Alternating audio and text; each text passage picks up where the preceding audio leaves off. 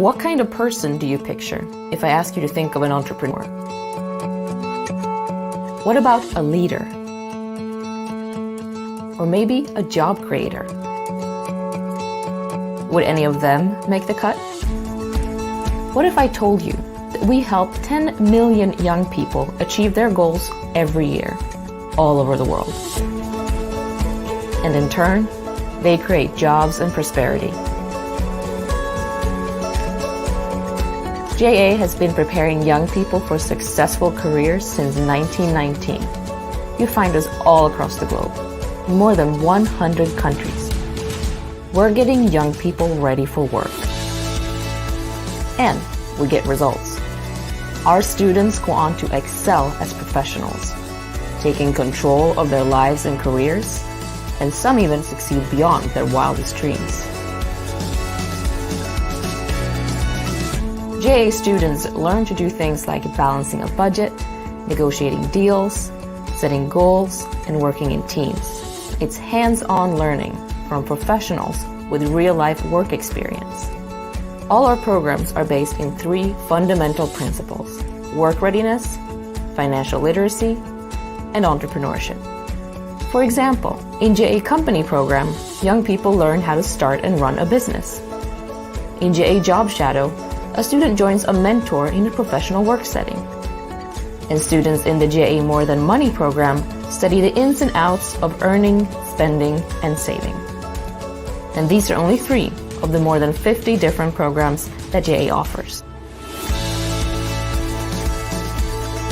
Our network of staff, volunteers, and partner schools reaches young people all over the world, from major cities to rural communities and everywhere in between.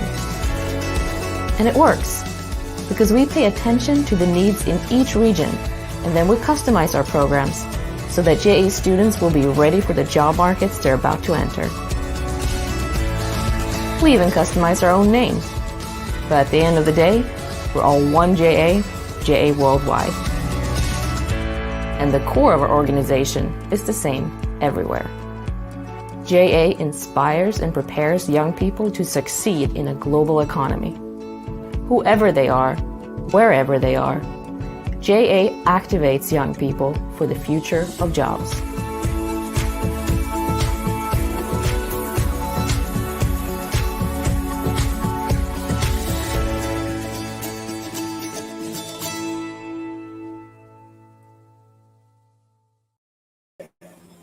Welcome to our 3rd edition of our Keep Learning series seminar run by JA Americas. My name is Leo Martellotto. I'm the president of JA Americas, and I'm very proud to open today's seminar. I also want to thank some great panelists that will be joining me today. The first is Flavia Freitas, head LA and Brazil Corporate Social Responsibility at IBM. Also Jennifer James, vice president for programs and charter services at JA Canada. And unfortunately, we will miss Andréa Leal, who got sick. So we hope she recovers very, very, very soon. As you know, these seminars try to bring discussions around key aspects that are shaping the world.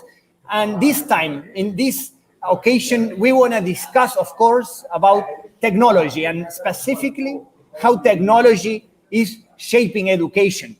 As you all know, technology is shaping many aspects of our life. I'm watching many documentaries and even reading articles saying that it's shaping the way we behave and we think. So imagine when it comes to education. So I wanted to start by first setting the stage, sharing ways that technology is definitely changing the way our young people are being educated. Of course, that tech is first powering all of the learning tools that we have to leverage the distance learning. As you know, in our region, we can't just talk about virtual learning. We got to talk about distance learning. Over 1.2 billion children were out of classroom in 2020 based on a World Economic Forum report. And in our region, in Latin America and the Caribbean, 160 million students continue to be affected by the interruption of the face-to-face classes in 32 countries. So We were already in troubles and feeling the hurt of lack of education, and now, of course, things have become even worse. Distance learning, of course, has turned out to play a critical role during this pandemic. Of course, to keep the contact with the students and not to lose them in the way. Distance learning commonly use media and technology to enable communications and exchange during this learning process. Of course, it brought a lot of benefits, such as interactive processes, learning communities where students could gather from wherever they were, and of course, flexibility in terms of hours and making the learning process asynchronic. And of course, at the end of the day, allowing us to shorten some of the distances. Also, we can talk about challenges that the pandemic and the more use of technology when educating brought. About 200 million people in Latin America and the Caribbean lack access to basic digital infrastructure. And if they do access, the quality is still really, really bad. More than 1/3 of households in our region remain unconnected. And of course, the main reason is also related to cost of connectivity. So technology is not only a means of learning, but it's also a subject matter generating new educational needs and gaps. According to the World Economic Forum, for example, 65% of children entering the school today will have a job that does not exist yet. Talking about uncertainty, educational systems currently in place were developed 20, 30 years ago, and now they're trying to educate our young people for the upcoming 20, 30 years. So imagine the need to adapt contents and the pedagogies to make sure that we remain more flexible. Our youth is actually already suffering from a digital skills gap. So it is not just about the traditional educational system, but also they are dealing with digital skills gap. Actually, in our region, within 4 out of 10 employers are reporting difficulties to find jobs with the right skills. And if you think about the top skills that are required from the young people, it is not just about the digital. We gotta also add the soft skills. Like, for example, analytical thinking and innovation, active learning, learning strategies, complex problem solving, and so on.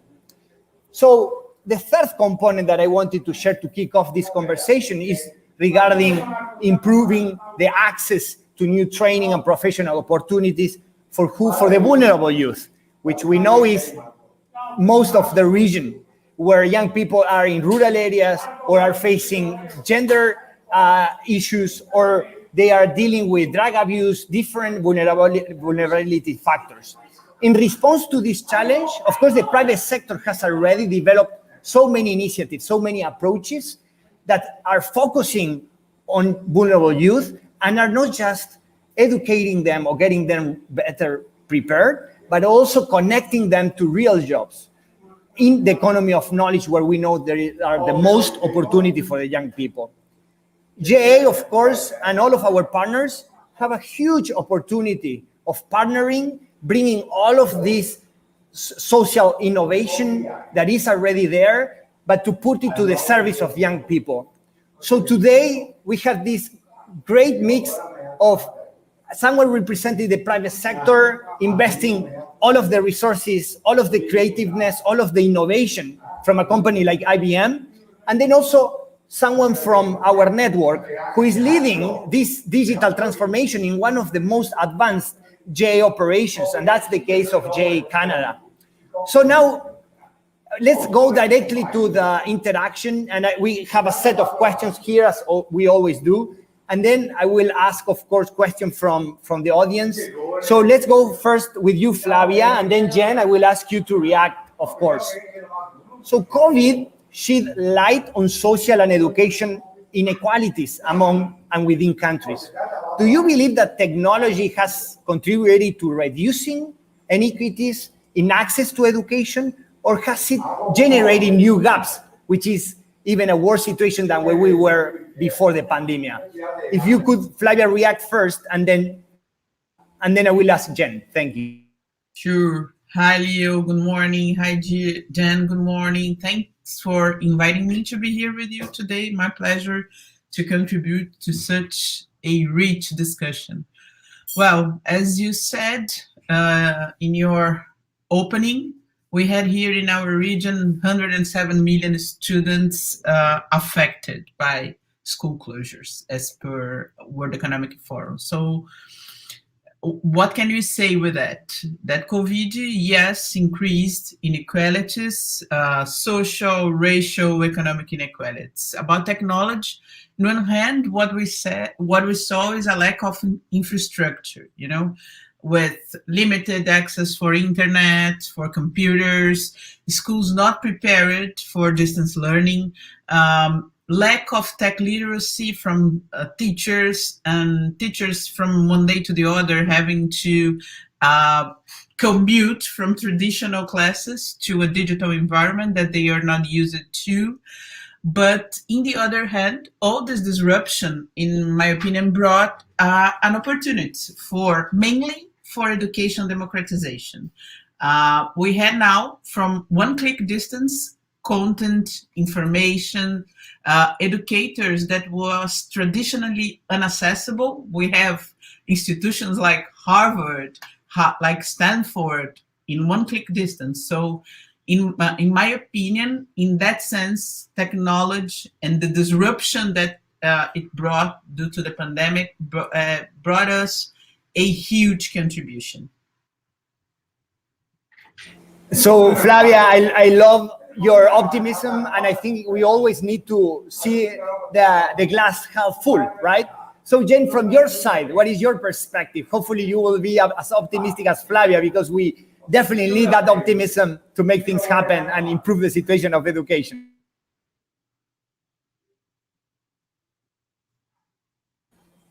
Jen, can you hear me? Can you hear me? Now we can hear you, Jen. Yes, great. Yes. Thank you. You. I was asking you to react to what Flavia was saying. Yes, and thank you, Leo. Thank you, Flavia. I do share your optimism, and I do think that there are a lot of things that we have learned that will stick out of the pandemic. And you've mentioned a few there, just the access to information and to learning sources that are now so readily available. What we found here in Canada when the schools closed and moved online, the most significant barrier was access to technology devices and stable internet. And so that definitely did contribute to a gap in the equitability of access to education. For a few months when students were learning online, they couldn't get on. Some of them just couldn't connect. So there was this period of time where they couldn't participate in learning. And to add to that, what happens here, and I'm sure across Latin America as well, is when schools closed, and in large families, you had older siblings who often then had to care for younger siblings if parents were still going out of the house to work. So that too then added to a bit of a gap and disadvantage to those that couldn't fully participate. One thing too, I think just for us to bring to the table and to be open in talking about is really the mental health implications of students not being able to go to school, to a safe place to be with their peers. So we definitely saw the impact of that as well. Thanks, Jen. Actually, there is a misconception, that, for example, access to technology is an issue in underdeveloped countries like Argentina, where I live. And when we think about Canada, we just think that everything is perfect. Everybody has a computer, has internet access. Is that the case, or is as diverse as our region is within Canada? Well, definitely there are access issues. There isn't equitability there, but it's not the 30% that you see. It's closer to about 6% of homes that wouldn't have technology and stable internet available. So what schools did here is they were loaning equipment, but it didn't help unless you had access to stable internet. So we definitely do see some inequities here and some gaps, but some of those have been closed during the pandemic. And just to stay optimistic about this, there are a lot more resources now available, and there's a lot more awareness of students in Canada and households that just don't have the resources that they need to fully function and participate in education. Thanks, Jen, and I'll stay with you because now I wanted to ask you more about educational systems. We all know that J interventions or any educational project is complementing what educational systems are doing in each of the countries. And of course, Ministry of Educations are, defining the curriculum, are making sure that the infrastructure is there as well, are training the teachers. So my question is related to how do you see that technology is disrupting educational systems in Canada and how you can think about it across the region? Also, what are the key challenges and obstacles that educational systems are facing in all of these crises? And then, Flavia, will ask you to react as well from your experience with IBM working in schools and I know collaborating even with educational systems in the region. So, Jen, thank you. Thank you. A couple of key things that come to mind is technology has definitely changed access to information. So not only do teachers have access to unlimited information at an unprecedented rate, but so do students. You don't have to wait for the next edition of a textbook, the news, or a workshop or conference for learning to evolve. So educators and systems therefore have to be creative in how they access this information, how they interpret it, and really how they filter it and incorporate it into learning so that it's relevant and it's factual. And then we have the challenge of often students are learning more independently online sometimes than they perceive they are at school. So educators really need to stay current and relevant to engage students. So definitely the accessibility to information through technology is one major disruption. On the upside, though, the learning can continue outside of the classroom and learning can evolve at a more rapid pace. I would also say that technology enables and really prompts educators to change how they teach. So individualized learning or methods such as inquiry-based and game-based learning can be more effective than traditional learning methods at engaging and certainly motivating students. So using technology as an enabler can make it easier for educators to create learning that's differentiated for students, and that in turn allows them to play a more active role in the process of their learning. And then I would add that it's not an easy shift for educational systems. There's definitely obstacles to overcome. While it's critical for them to support the transition to technology-based learning methods to stay relevant, it's expensive and it takes time to do well.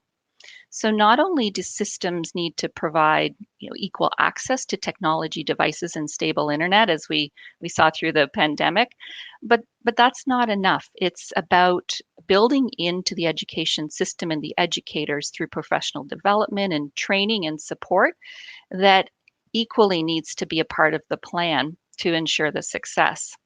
You can't just take what's traditionally been done in a classroom setting and move it to online learning. You can use the technologies in an enabling way to improve the quality of teaching and learning, but there needs to be that shift, and teachers really need to be supported in doing that. And I'm sure because educational systems are such a big thing and sometimes are such a big elephant that is so difficult to move, that it takes time and it takes effort from everybody, as you were saying, teachers, access to the training and so on. So Flavia, from you, what is your vision regarding educational systems trying to catch up? Yeah, I'm pretty connected with the things that Jen shared here. I think that one addition that I want to make is public policies. I think this is the challenge, one of the main challenges that we're gonna face to really introduce technology as not just as a tool, but a way to change how we learn, how youth is being educated. And just to share an experience that we have here last year, when we face the situation with COVID, schools being closed, we made kind of a teaching process to teach the teachers how to be digitally engaged. So We teach them how to use all the tools that you have to make video conferences. We teach the teachers with using our tools here how to promote connection between the students. So I see that having this public policy good touch, and like Leal said, it's not something that's going to happen like that, but we need to start. So it's our job.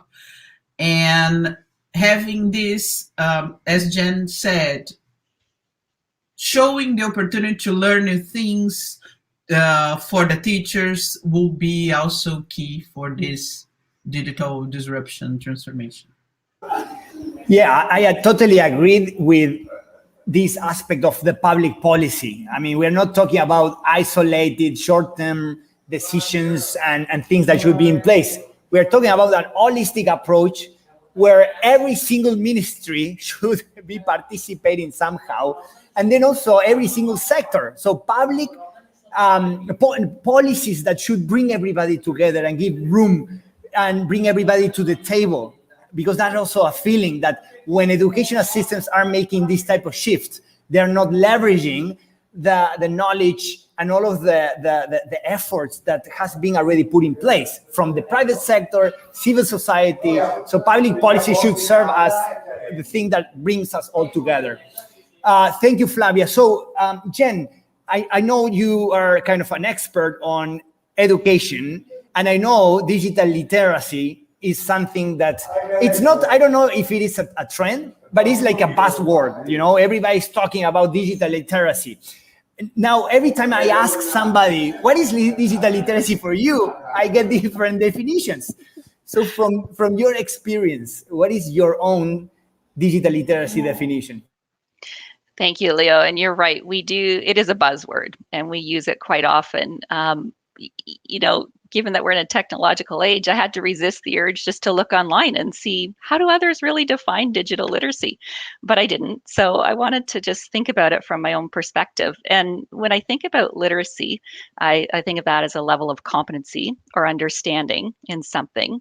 So in keeping with that, I would say that digital literacies being competent and having a good understanding of how to use technology, tools, and resources, but more than that, how to leverage those tools for knowledge, for creating, for communicating, and for doing.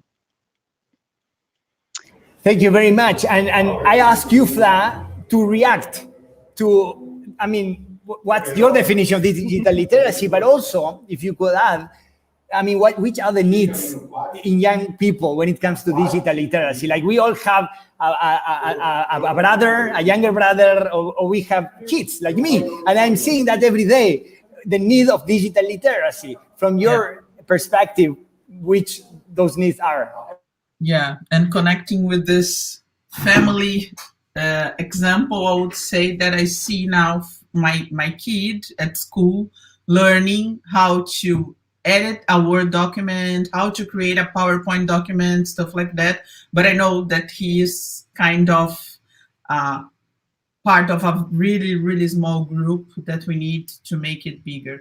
But the thing that I see here in terms of digital literacy is make proper use of the tools that we have in our hands. I would say that you see every kid connecting, using mobiles, even us, doing everything that we need to do through our mobiles, but this doesn't mean that we are using in the proper way to promote real education. What I see, in my opinion, is that we need to make internet, computers, all our devices as a real tool, as a real arm for our development in terms of education. This is, I think, is the thing when we talk about digital literacy.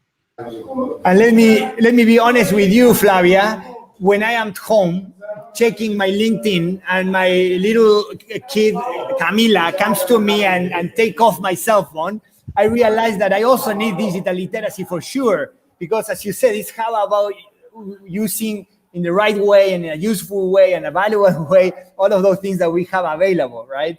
Now, if we think about digital literacy across the region, because we have just talked about the needs that we see when it comes to young people. And I have just said that also when it comes to me as an old guy already. But when it comes to the region, what do you think that are the things that are happening or that should be happening in a more broader perspective across Latin America and the Caribbean? Any comment, Flavia, from your side? Yeah. Well, we are really behind in this journey, digital literacy journey. But I see that before having digital literacy, I will not be that positive as I was in the first question you made. We need first to address digital divides. We have a lot of things to do prior to digital literacy. And in this aspect, I see that we could have a good, you could know, it's kind of imperative to have policy actions to reduce costs of our infrastructure, to expand access to all the things that you need to have. Sorry, and we can do it through some big areas. I see that, for example, regulations like fiscal incentive, why not, to bring companies to deliver good infrastructure for us, and digital skills. I see that those three are the main three areas that we need to tackle. And yes. Sorry, Leo, just to put some numbers here, I took some notes that I think that is important and will enrich our conversation here. As per IDB, for example, less than 30% of most vulnerable families have access to computers. So World Economic Forum says that 50% of our population has fixed broadband connectivity. And this other number for me was like scary. Despite we have 87% of the population living within range of 4G signal, just 37% make usage of them. So we are really behind. Talking about skills, digital skills, nowadays we have 5 to 15% of adults with medium to strong computer and problem-solving skills in Latin America. So, and one other data from a poll that IBM made with CEOs across the globe says that just 40% of them has people with proper skills to execute their job. So, as you said, kids today at school doesn't even know what they are going to work in the future. And it's real, it's already there. So this is what I see in this video. Well, and that's why we are so concerned that if we only talk about virtual education or digital education, and we don't understand that most of our young people don't have access to a device or even to internet, we will let them behind. Most of them, we are letting them behind, and that's a huge concern. That's why we should shift into distance learning, where we are leveraging other type of resources, right? And Flavia, regarding educational systems, again, because I think if we don't really shift as educational system, we won't move the needle, as we say. If you think about their digital transformation, which other things we could do to really boost that, to accelerate that? And if you could, maybe from IBM, I know you are working with many governments, you're working with Ministry of Education, which things can be done to really accelerate that digital transformation? Well, I would say that for companies nowadays, digital literacy is a survival question. There's nothing that can be done to go away from this. So looking at the company's perspective, I would say that investing in training their workforces, like we are really using in IT companies, with tools, with methodologies, we need to bring that to the other industry that we have in the market. Also, I see that companies like IBM, as you said, I am leading the social responsibility department here at IBM in Latin America.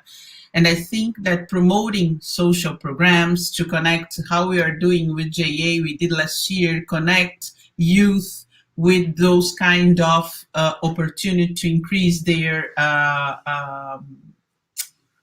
digital skills, to present a world that in fact people are not connected to. When you go to people under vulnerability situation or that is not included in the market, you see they not even know that they have a lot of opportunities to tackle. We closed last year as per EDC2 with a gap of 600,000 opportunity jobs open in IT market. So everything is there. You said 600,000 job opportunities open.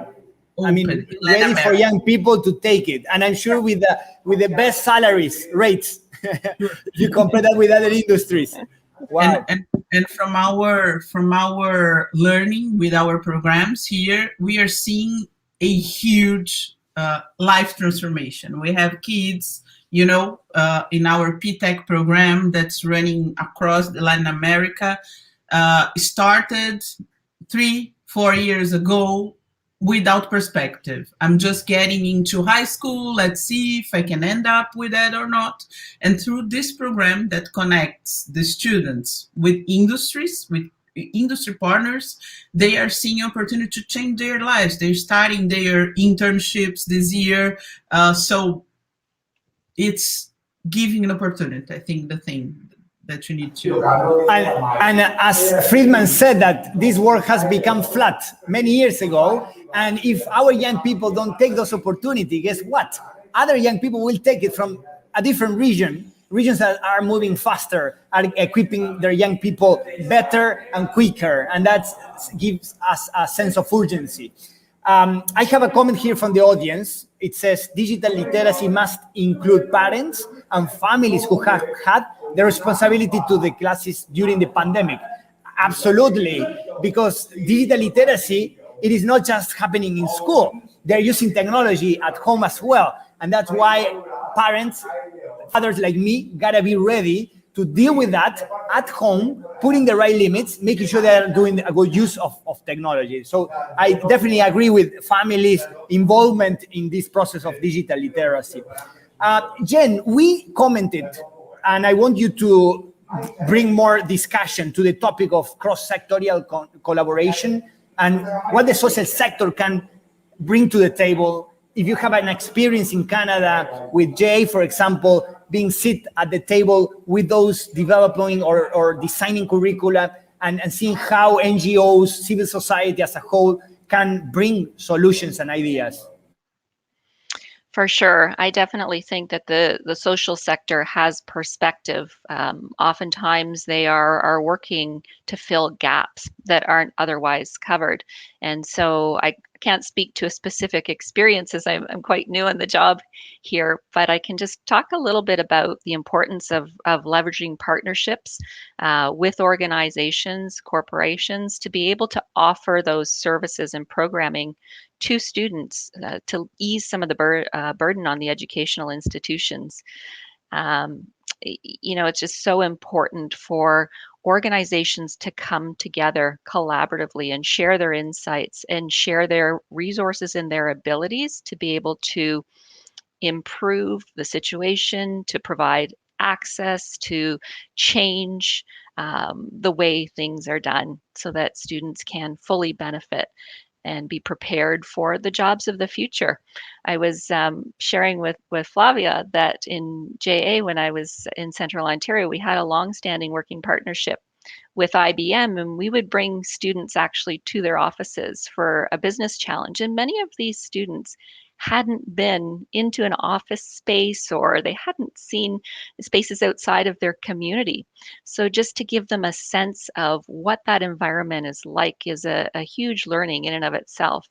And so it's just really great to see the ways that the social sector can fill these gaps and can partner to provide connections and educations that students wouldn't otherwise get in the classroom. And this is what's really going to prepare young people for successful futures. And I think having solutions with young people, not just trying to serve them, but having them being part of that process of solving issues related to them, kind of, this reverse engineering where we really understand where they are at, and we work with them to design the intervention and even the training with a really student-centered approach, something that we are missing many, many times, that we just all adults trying to define something that it will be appealing and attractive for young people. When we bring them and have them involved with the design and development process, I think it gets a totally different dimension. So now I would like also, Jen, to you go first, if you can react to the fact of the technology that sometimes is considered only a technical matter, and it's about, learning, as we said, how to edit a document on Word or things like that. But we know it is also about the skills that need to complement other type of skills that are more related to what is called the soft, but we know are tough to get, or the skills to life. If you could talk a little bit about which skills should complement the technical to really make it happen. Otherwise, we are incomplete. And then, Flavia, I will ask you as well to react. I think we could talk about this for 2 days, right? But if you could react. For sure, for sure. Well, what we see here in areas where students do have full access to technology from a young age, it's more than just a tool or function by which they do something. It's like an appendage. It's like an extra arm. If you look at young people with their devices and how they use them, you can see them standing in a circle with their devices, and they're not talking to each other. They're talking through their phones. I remember going into a class when we could go into schools pre-COVID with a group of 12-year-olds, and they were learning about goal setting and budgeting and how to prepare for the first jobs. But at the end of the day, when we talked about what was the most challenging for them in the program, they said when they had to face introduce themselves to their peers and talk about what they were good at, they were uncomfortable. And so I think, we really need to remember about the importance of communication as a soft skill. And while students may be comfortable communicating through an online persona, it's the face-to-face communication and that skill that they really need to develop. Some other skills that we think about and can consider are really important in a digital age are definitely adaptability. The pace at which technology evolves is incredible, and we can't be fixed in behaviors and expectations because that's so limiting. And similarly to that, and I know you mentioned some of these soft skills at the beginning, Leal, but adopting an innovative or entrepreneurial mindset, really critical so that young people can think of new ways of interpreting and reacting to our environment. I think of curiosity and continued learning as being really important soft skills so that they can continue to evolve. And then collaboration is key as well. So using technology enables collaboration across broad and diverse networks. And many workplaces are effectively using online collaboration tools to do their work on a daily basis. So collaboration is definitely a soft skill that is purposeful and meaningful in this day and age. Correct.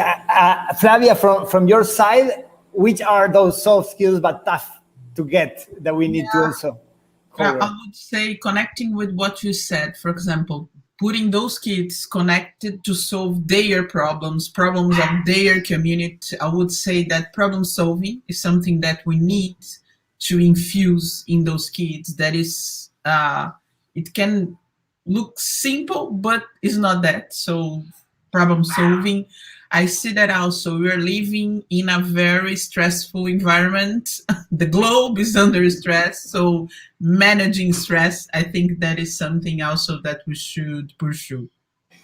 Actually, this was a test for you because here I have a study run by the World Economic Forum where they made a ranking of the 15 skills that will be critical for 2025 for the year 2025, and they ranked these skills. Number 1, analytical thinking and innovation. You said that. Active learning and learning strategies. You said that. Complex problem solving, that's number 3. Number 4 is critical thinking and analysis. And number 5, which is also, I think, Jen, you said, is creativeness and how we solve issues in a very original way. I think at the end of the day, it's not just considering technology or digital literacy as the objective, but as the vehicle to come up with solutions. And when you combine all these skills with the technology is when young people are empowered to make things happen, right? So very, very exciting. So I had this list and I wanted to share it with you, and you mentioned all of the top 5, so well done. I have a last question, and then we will have some time for taking some from the audience.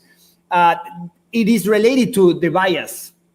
So I will ask you, Jen, to go first, and then Flavia, if you can react. And the question is, what are the key biases associated with education in technology? Sure. So a couple that come to mind are gender bias. I think there's still a gender bias with females and males, and the expectation or the understanding that there are more males who are good at technology and technology-based jobs and preparing them and equipping them for that. And I think those trends you see as well in post-secondary education and training. And then the other one that I think of too is an age bias. And Leo and Flavia, you both mentioned how your kids are very savvy with technology, and they can tell you or teach you, and I learned too from young people, how to use technology. But there's, sometimes this bias that someone older may not be able to educate the younger generation about technology because they just can't relate, or quite frankly, the students may know more. So I think that's why it's so important for professional development and continued learning, so that technology becomes something that everyone is comfortable with and they have competency in.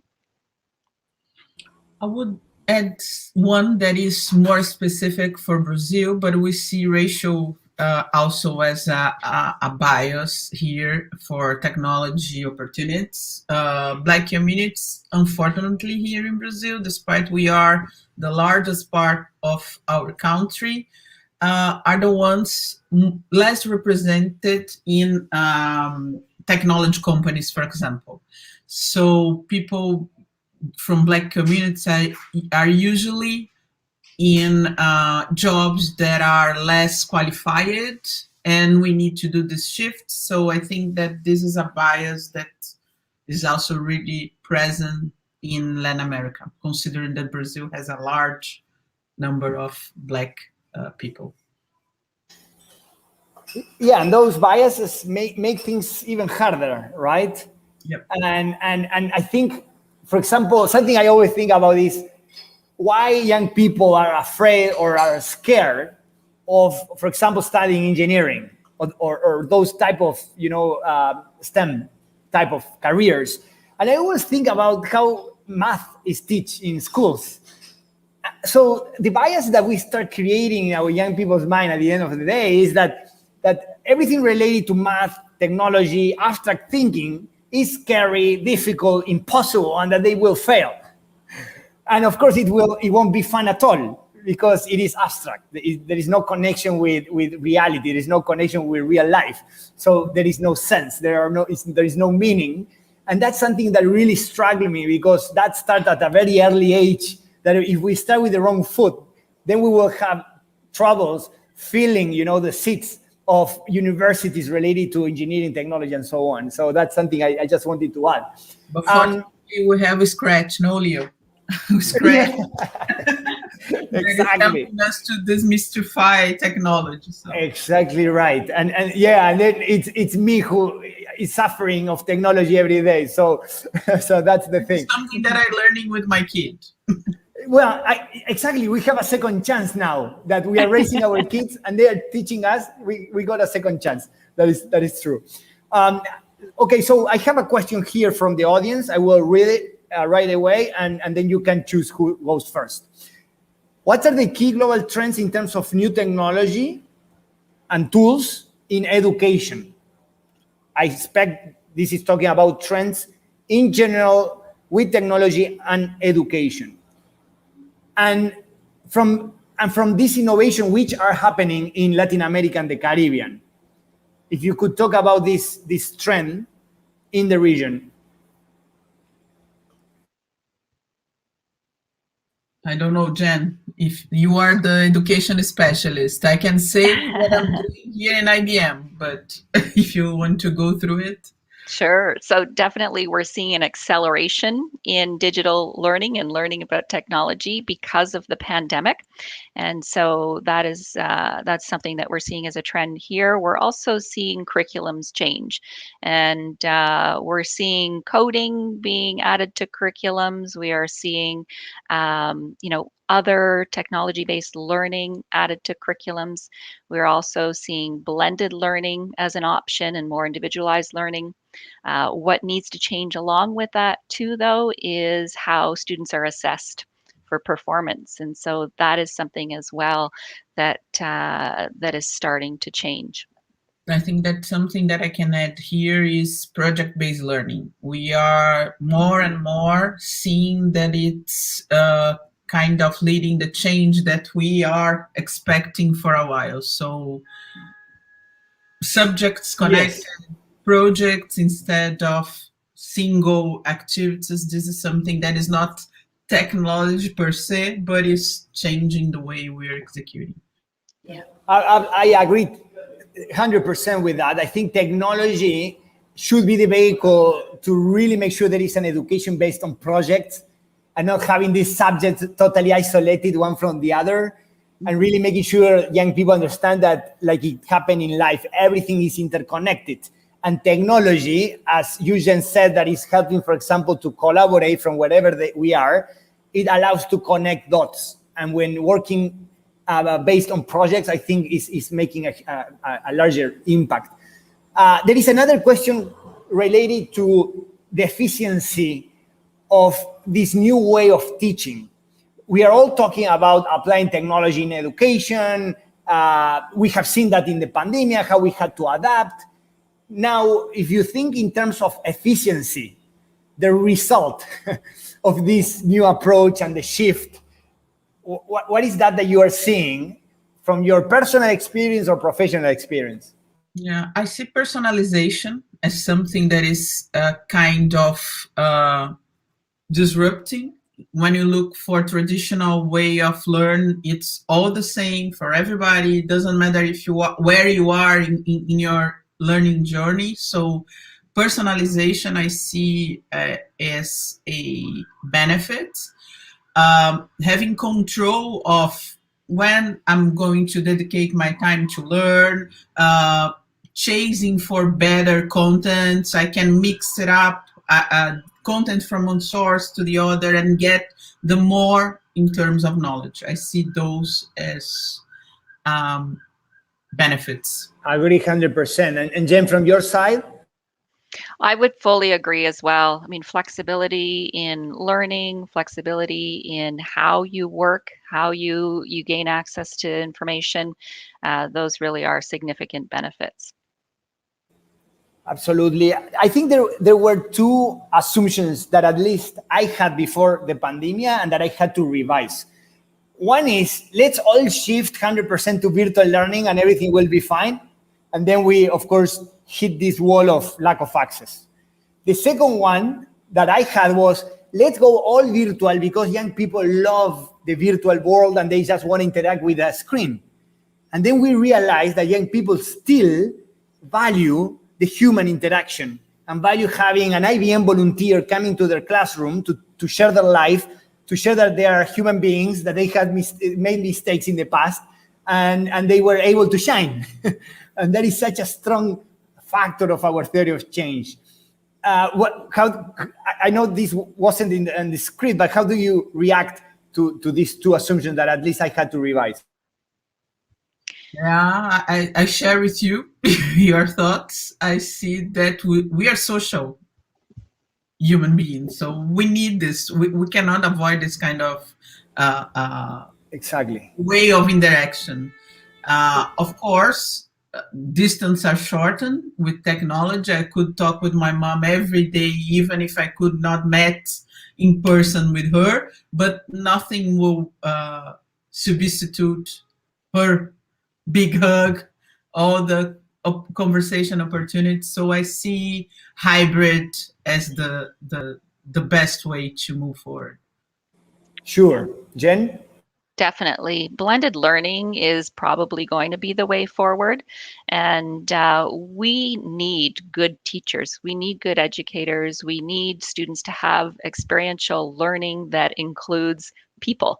And so they can learn so much online independently or even being led by an instructor, but we can't replace the importance of the human connection. And that's something that I think needs to coexist as technology continues to advance in education. Absolutely. So I will now share this last question before we close, and I will rephrase the question. The question says, how do you see the classroom 10 years from now? But I would like to rephrase this by saying, let's assume the pandemic is finished. Let's assume that every young person got the vaccine, all teachers, everybody, we all went back to school. The question is, will it be the same than before, or this pandemic will definitely leave some lessons?